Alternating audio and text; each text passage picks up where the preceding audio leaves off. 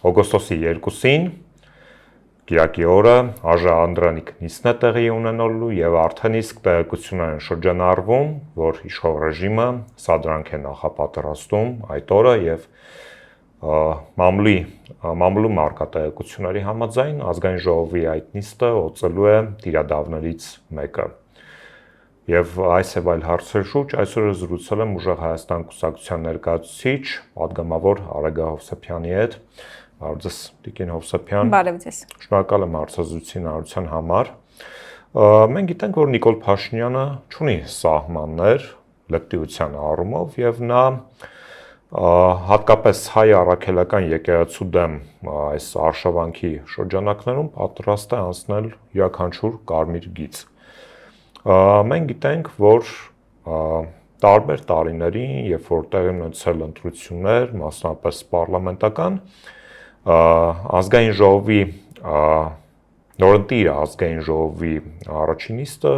օծել է ամենայն հայոց կաթողիկոսը։ Նիկոլ Փաշինյանը այսօր հայտարարեց, որ չի ճանաչում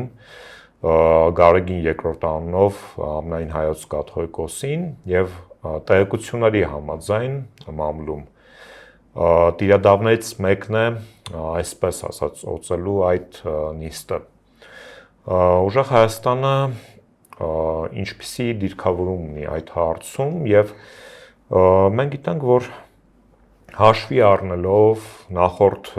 գումարման ազգային ժողովի փորձը, երբ տարատեսակ սադրանքներ էին տեղի ունենում ընդդիմադիրների նկատմամբ, բռնություններ տեղի ունենում ընդդիմադիրների նկատմամբ, արդյոք սպասելի չէ, որ այդ ավանդույթը, այսպես ասած, կշարունակվի արդեն այս ազգային ժողովի ընդդիմության հանդեպ։ Եկեք փորձենք երկու շերտի բաժանել հարցը, նախ առաջինը, որ ամենայն հայոց կաթողիկոսի ներկայությունը չի լինելու, հա, առաջին օրը ազգային ժողովում եւ երկրորդը արդեն այն տեսարանները, որոնց որ մենք ականատես ենք եղել նախորդ ազգային ժողովում կլինեն թե չէ եւ մեր վերաբերմունքը դրանց։ Նախ մենք պատրաստ էինք ու անակնկալ չէր այն փաստը, որ իշխանությունը չի հրավիրելու ամենայն հայոց կաթողիկոսին։ Մենք որպես կուսակցություն դեռևս որպես շարժում, եթե հիշեք, ստեղծվել ենք հենց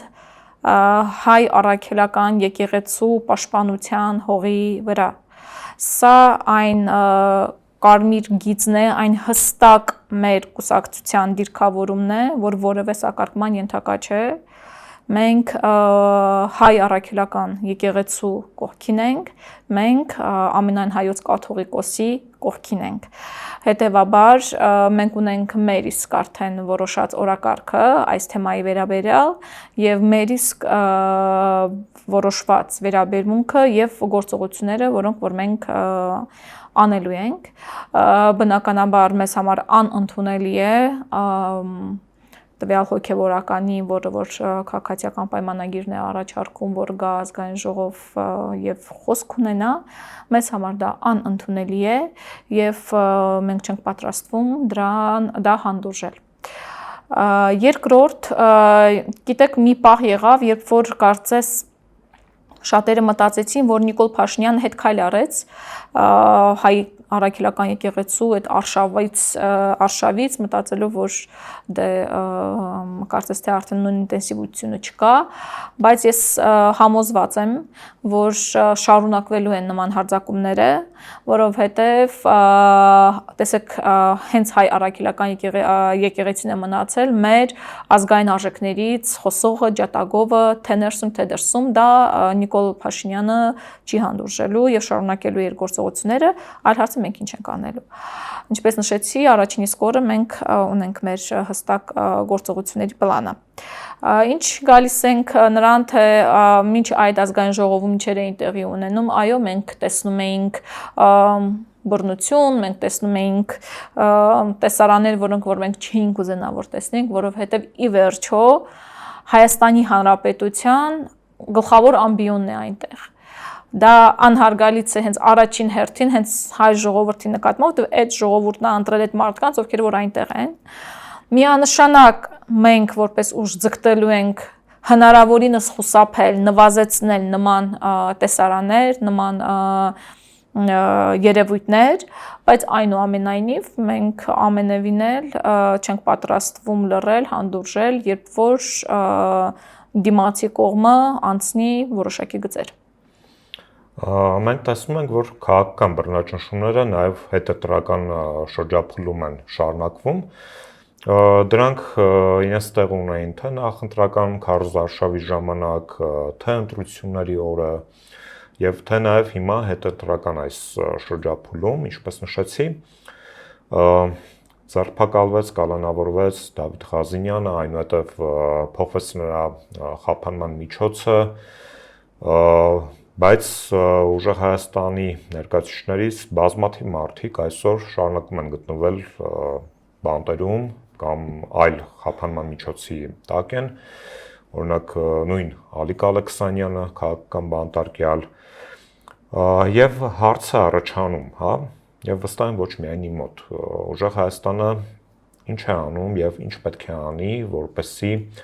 Հայաստանում օր առաջ ազատ արձակվեն բոլոր քաղաքական բանտարկյալները անկախ կուսակցական կամ քաղաքական պատկանելությունից։ Քաղաքական հետապնդումները փաստացի հետևանքն են այն ամենի, ինչ որ մենք տեսնում ենք, ինչ որ ցավոք սրտի ականատես եղանք հունիսի 7-ի ընտրություններին։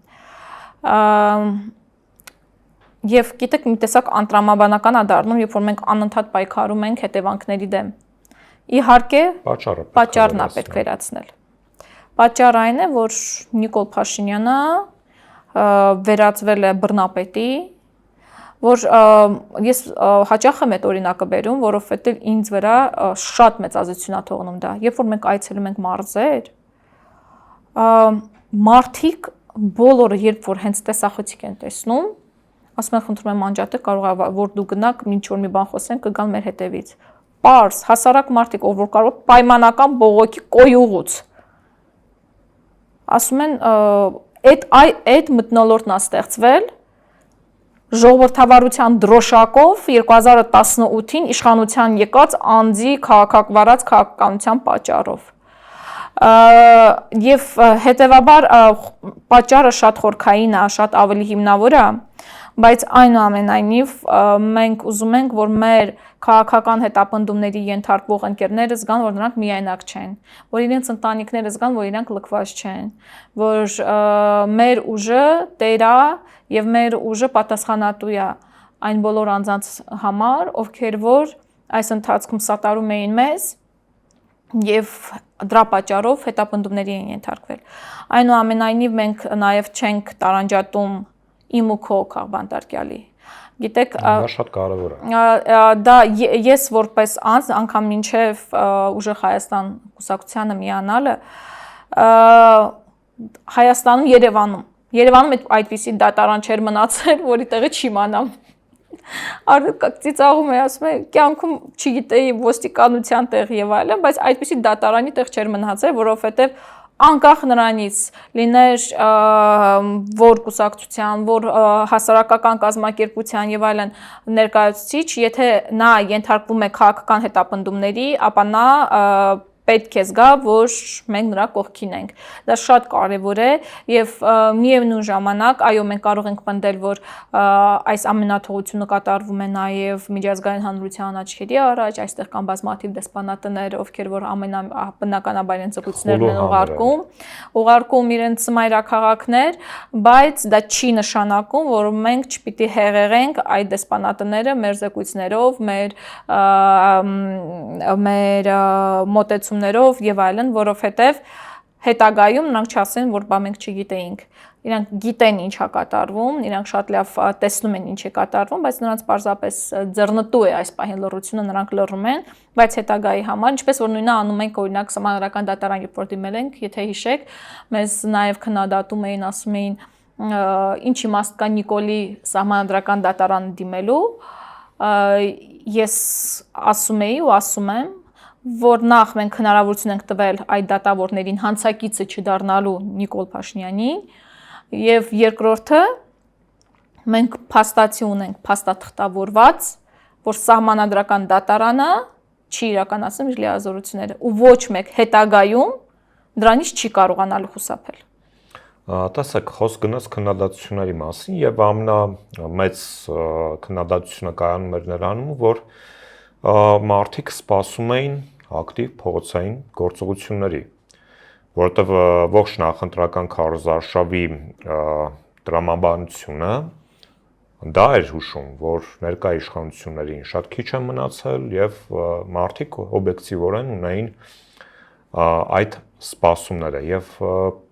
հարց է առաջանում, լավ, ինչու ուժեղ Հայաստանը հետընտրական զարգացումների, ակտիվ հետընտրական զարգացումների չգնաց։ Որովհետև մենք կարծում ենք, որ այսքան տարիների առնվազն 2020 թվականից այս կողմ տարիներին եղել են փորձեր հաջողված, չհաջողված, քիչ հաջողությամբ եւ այլն մարդկանց փողոց հանելու որոշակի օրակարգով, բայց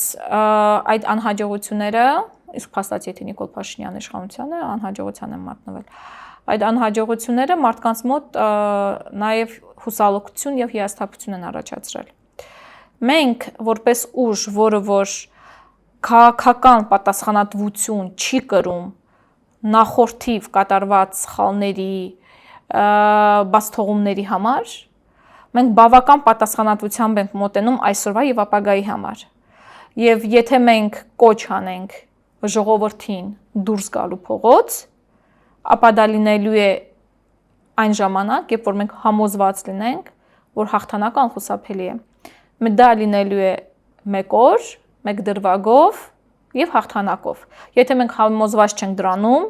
մենք ժողովրդին փողոց դուրս չենք հանելու։ Եվ բացի դրանից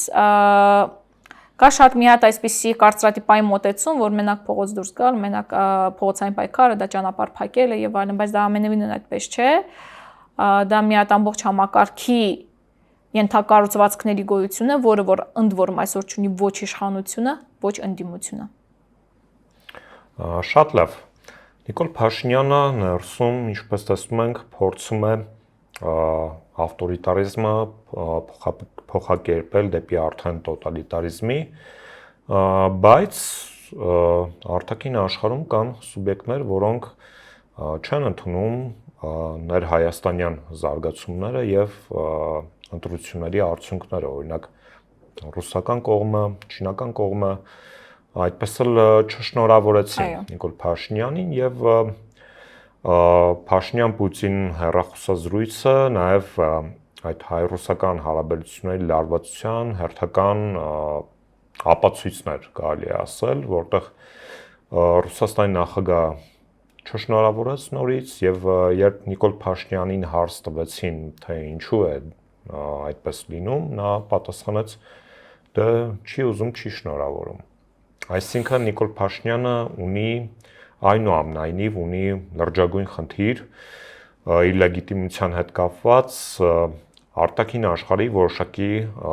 սուբյեկտների մոտ։ Դա ինչի հետևանքով է այդ իրավիճակը ձեզ առաջացել եւ կոնկրետ Հայաստանի Հանրապետության վրա ինչ գին կարող է արժանալ։ Տեսեք, հեշտից գանք, եթե կարելի է հեշտ ասել, հեռախոսազրույցը եւ դրանից հաջորդած մամուլի հաղորդագրությունները, որ մենք տեսնում ենք, այնտեղ իսպառ բացակայում է դիվանագիտական լեզուն, շատ ակնհայտ հասկացվում է, որ խնդիրները ոչ միայն արկա են, չեն լուծվել, այլ ավելի են շատացել ու լարվել, որ ռուսական կողմը ավելի է կոշտացրել իր դիրքավորումը Հայաստանի նկատմամբ, քան թե մինչ ընտրությունները, որ եղել են, եւ որ Հայաստանը փորձում է մանևրել որոշակիորեն, փորձում է այսպես անցումը շատ այսպես հանգիստ դարձնել, իսկ ռուսական կողմը հակառակը ավելի է լարում, շատ ակնհայտ էր։ Հետևաբար ունենալ այդպիսի հարաբերություններ ռազմավարական դաշնակցի հետ առնվազն իրավաբանորեն փաստաթղթավորված մեր ռազմավարական դաշնակցի հետ, սա բանակցությունների ու դիվանագիտական հմտությունների տոտալ բացակայության մասին է խոսում։ ընդ որում դու չունես դրա ալտերնատիվը։ Եթե դու արդեն երաշխիքներ չունես մեկ այլ կողմից, կապ չունի որ կողմն է, եթե դու չունես մեկ այլ կողմից երաշխիքներ, դու հրաժարվում ես եղածից, ապա տուժում է ոչ թե իշխանությունը, այլ ժողովուրդը։ Մենք տեսնում ենք, թե ամեն օր գրեթե տարբեր սեգմենտների գյուղատնտեսության դուրս են գալիս բողոքի ակցիաների, որովհետև չեն կարող իրացնել, ամբողջ տարին գյուղացին չարչարվում է եւ այսօր չի կարողանում արտահանում անել։ Հարց այլ տեսակետից նայենք, թե որ կողմը ինչքան է պատրաստ ավելի լարել։ Արդյոք Ռուսաստանը ինչև որ կետն է պատրաստ գնալու եւ Հայաստանը ինչև որ կետն է պատրաստ գնալու, որովհետեւ մենք բոլորս տեսել ենք այդ ցուրտ ու մութ տարիները 90-ականներին, բայց այդ ժամանակ որոնք հաղթանակի տարիներին իրականում այդ ժամանակ մենք բոլորս գիտեինք այդ զրկանքները ինչի համար են։ Այդ զրկանքները նրա համար էին, որ մենք ունենանք հայրենիք, ունենանք անկախ Արցախ, ունենանք անկախ Հայաստան։ Իսկ այսօր մենք չենք հասկանում ինչու մենք պետք է օրինակ գազի համար շատ ավելի թանկ վճարենք, որովհետև Նիկոլը մնա իշխանության։ Այսինքն փաստ է դառնում, որպեսզի Նիկոլը մնա իշխանության, մենք պետք է մեր ամենօրյա գործերը, հոգսերը, կենցաղը, եթե չեմ խոսում ավելի անվտանգային ու գաղափարական թեմաներից, պետք է կրկնակի ու եռակի անգամ վատանա, որպեսզի Նիկոլը մնա իշխանության։ Ես համոզված եմ, որ ժողովրդի մեծ մասը, որ դա զգա անմիջականորեն իր առօրյա կյանքի վրա իր դժգոհությունը կունենա ու անհամաձայնությունը վարվող քաղաքականության հետ։ Եվ միևնույն ժամանակ այն եթե հիշեք որոշ ժամանակ առաջ էլ ակնհայտորեն Հայաստանի իշխանությունների այսպես հույսը այն էր, որ Ուկրաինայում Ռուսաստանի տապալումը 5 է պակաս այդ տապալմանը, բայց չի լինում այդ տապալումը, եւ Ռուսաստանը շարունակում է իր դիրքերը պահել եւ հետեւաբար նույն ձևով Հայաստանի դիրքավորումները շարունակում են ավելի վատանալ, քան թե անգամ ստաբիլանալ։ Կարծես թե նույն հույսը ունեին Իրանի Իսլամական Հանրապետության առումով, որովհետև ես հիշում եմ, երբ որ մեկնարկեց պատերազմը, այստեղ թմբուկ էին խփում, կուկուռուզ էին ուտում, այն օրերին, երբ սպանվում էր Բարեկամ պետության իշխող հոգևոր դասը եւ ռազմաքաղաքական էլիտան։ Վստահաբար պարսկական կողմը դա արձանագրել է իր մոտ։ Եվ դառնալով հենց թրիպ ասվածին, մենք տեսնում ենք, որ արտաքին քաղաքականության մեջ Փաշինյանի ռեժիմը փորձ է անում իրականացնել ռևերս դեպի արևմուտք, որը որ չի ողջունվում առաջին հերթին Ռուսաստանի կողմից եւ նաեւ Իրանի Իսլամական Հանրապետության կողմից։ Իրանի Իսլամական Հանրապետությունը գտնվելով պատերազմի մեջ շարունակաբար շեշտադրում է, որ չի հանդուրժելու ամերիկյան ներկայություն իր հյուսիսային հատվածներում։ Այսինքն եւս մեկ պլազդարմ է դառնում Հայաստանը աշխարհաքաղաքական կամ տարածաշրջանային բախման համար։ Տեսեք, եթե չեմ սխալվում, հենց Էրդողանն էր հայտարարել, որ թրիփին ավելի շատ հետ կապված կարող եմ ուղիղ մեջբերումը չբերեմ, բայց միտքը հետեւյալն էր, որ թրիփի հետ կապված նրանք Հայաստանի հետ խնդիր չունեն, ավելի շատ ունեն Իրանի հետ, այո, ավելի շատ Իրանի հետ, այո, իրանական կողմի հետ ավելի շատ է իրենց խնդիրը, քան թե Հայաստանի հետ։ Ակնհայտ է, չէ, որ Իրանը շատ լավ է հասկանում, որ դեպի արտաքին աշխարհ իր ելքը, եթե վերահսկվում է ամերիկյան կողմից, ապա դա նշանակում է կիսաշրջափակում առնվազն Իրանի համար։ Եվ սա ինձ թվում է նույն ձևով Հայաստանի իշխանությունները ակնհայտ հասկանում են եւ դա նույնպես քայլ էր, հակաիրանական քայլ էր, որովհետեւ ես համոզված եմ գրեթե որ որևէ աշխատանքներ չէին տարվել նրանց հետ ընդհանուր ինչ-որ հայտարար ունենալու այս հետ կապված, որովհետեւ բնականաբար եթե դու քո ռազմավարական դաշնակցի հետ հարաբերությունները, այսինքն մենք խոսեցինք արդեն, թե ինչ ցածր մակարդակ է հասնում, արդեն իսկ լարված հարաբերությունները մենք կարող ենք արձանագրել, եթե ունենում ես Իրանի հետ նույն ձև լրջագույն հակասություններ, լրջագույն պրոյեկտի հետ կապված, դու չես կարողանում գտնել ընդհանուր հայտարար, ապա դառնում է, որ քո հույսը միայն Թուրքիան ու Ադրբեջանն են։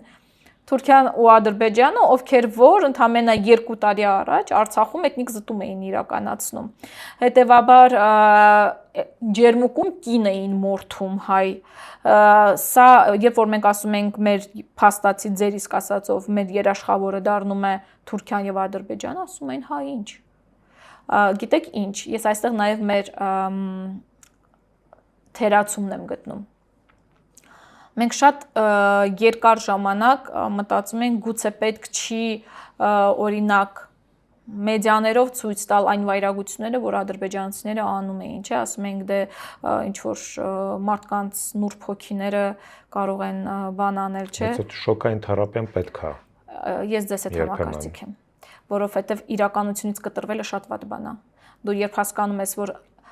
դա ոչ թե առանձին դեպքեր են, այլ Ադրբեջանի կողմից քաղաքականությունը Սաֆարովը ոչ թե մարդասպան է պարզապես, որ մի դեպք, այլ դա պետության քաղաքականություն է, որովհետև Սաֆարովը իր երկրում հերոսացվել է։ Եթե ինքը ուղակի մարդ սպաներ, դրա համար դատվեր, մենք դա կդիտարկեինք որպես առանձին մի кейս, որ տեղի է ունեցել։ Բայց երբ որ մարդը հետ է վերադառնում իր երկիր, այդ Հունգարիայի հարաբերությունների մի կողմ թողնելով, բայց Ադրբեջանը իրան հերոսացնում է, երբ որ 2016 թվականին հայ զինվորի գլուխը կտրում են, վիդեոյով նկարում են, թե ինչպես է ձեռքին իրանք պտտվում են, երբ որ մենք ջերմուկում տեսնում ենք ինչեր են տեղի ունենում, այդ ամենը մենք ցույց չենք տալիս մեր հասարակությանը, դե որովհետև մենք պետք է լավ դրականի մասին խոսենք միայն, չէ, այս մոտիվներն է, չենք ցույց տալիս, մարդիկ իրենց ռեակցիան կորցնում են Թուրքիայի եւ Ադրբեջանի նկատմամբ։ Սա իմ անձնական կարծիքն է, բայց ես կարծում եմ, որ սա նաեւ մեր թերացումն է եղել, որ մենք մտածում ենք դե պետք չի ցույց տալ, բայց այնուամենայնիվ մեր թշնամիները շարունակում են մնալ Թուրքիան եւ Ադրբեջանը եւ մենք պետք է դա հստակ հասկանանք եւ մեր արտաքին քաղաքականությունը ըստ այդմ շարունակենք։ Որոնք են ուժեղ Հայաստանի արտաքին քաղաքական առաջնահերթությունները այս բարդ ու խճճված տարածաշրջանում, որտեղ բախվում են տարբեր երկրների շահեր եւ մենք տեսնում ենք, որ աշխարհաքաղաքական վերադասավորումներ են տեղի ունենում, պատերազմներ Ուկրաինայում, Մերձավոր Արևելքում եւ Հայաստանը գոնե, այսպես ասած, պրիֆրանտավոյ գոտում է գտնում այդ երկու հակամարտությունների, որոնք օրգանիկ կերպով ազդում են մեր վրա։ Ուժեղ Հայաստանը հետապնդում է այն մոտեցումը, որ մեր արտաքին քաղաքականությունը պետք է հիմնված լինի առաջին հերթին հենց Հայաստանի շահերի հիման վրա, Հայաստանի շահերի վրա, որովհետև մենք տեսնում ենք, որ այսօրվա քաղաքականությունը ամենևին էլ չի սպասարկում Հայաստանի շահերը։ Մի օր մեկ բևեռի, մի օր մեկ այլ բևեռի, այսօրվա այս քամուստատանվող արտաքին քաղաքականությունը արդեն իսկ ամբողջովին կարելի է ասել փլել է այն ճարտարապետությունը, որը որ ստեղծվել էր 30 տարվա ընթացքում, սկսված Արցախյան բանակցային գործընթացները, սկսած Հայաստանի դիրքավորումները միջազգային կազմակերպություններում եւ այլն, մենք համոզված ենք, որ Հայաստանը չպիտի վերածվի մանրադրամի այն քաղաքականության, այն բախումների մեջ եւ միևնույն ժամանակ համոզված ենք, որ Հայաստանը միայնակ չի կարող դիմադրել, իզոլացվել զարգացումներից։ Դու ուժեղ ես, երբ որ ունես ուժեղ դաշնակիցներ, երբ որ ունես հասկանալի հարաբերություններ, կանխատեսելի հարաբերություններ քո դաշնակիցների հետ, երբ որ դու ունես ուժեղ տնտեսություն, երբ որ դրա հիման վրա, այդ ուժեղ տնտեսության հիման վրա քեզ հետ հաշվի են նստում։ Մենք համոզված ենք, որ Հայաստանը ունի այդ պոտենցիալը, ունենալու ուժեղ տնտեսություն եւ ինչքան էլ ուզենք պտտվենք տարբեր հարցերի շուրջ, եթե դու տնտեսապես հզոր ես, քեզ հետ հաշվի են նստում։ Իսկ այսօր Հայաստանի հետ հաշվի չեն նստում, որովհետեւ Հայաստանը գտնվում է իր կախվածությունը մեկ երկրից շատ ավելին է դարձել, քան թե նախկինում, որովհետեւ Հայաստանը ունի տարերային այսպես դիրքավորումներ արտաքին հարաբերություններում եւ որ Հայաստանը չի հետապնդում Հայաստանի շահերը, Հայաստանի իշխանությունները, ավելի ճիշտ։